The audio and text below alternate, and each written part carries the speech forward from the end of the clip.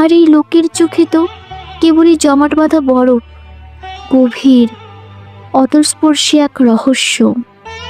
মেহেদির ঠোঁটের কোণে একটা অদ্ভুত, প্রায় অদৃশ্য হাসি রেখা ফুটে উঠল, যেন সে বহু দূর থেকেও যারার মনের কথাগুলো শুনতে পেয়েছে।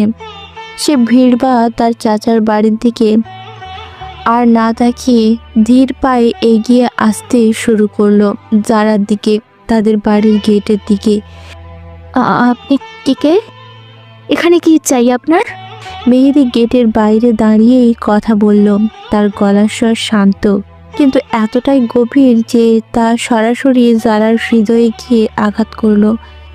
চিনতে পারছো না যারা, নাকি চিনেও না চেনার ভান করছো? অবশ্য যুগটা তো বদলে গেছে, মানুষ তো মানুষকে খুব সহজেই ভুলে যায়। মেহেদির মুখে নিজের নাম শুনে যারার শরীর দিয়ে দ্বিতীয়বারের মতো একটা শীতল স্রোত বয়ে গেল। এই লোকটা শুধু তাকে চেনে না, তার নামটাও মনে রেখেছে। দেখুন, আমি ঠিক বুঝতে পারছি না আপনি কে, আর আপনি আমার নাম জানলেন কি করে? আপনি কি রাস্তা ভুল করে এদিকে এসেছেন?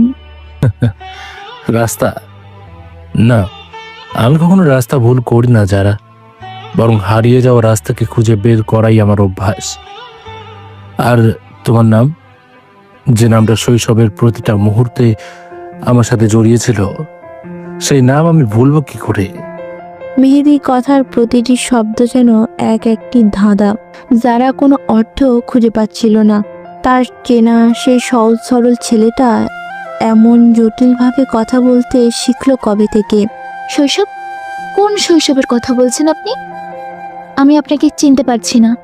দয়া করে এখান থেকে যান, নয়তো আমি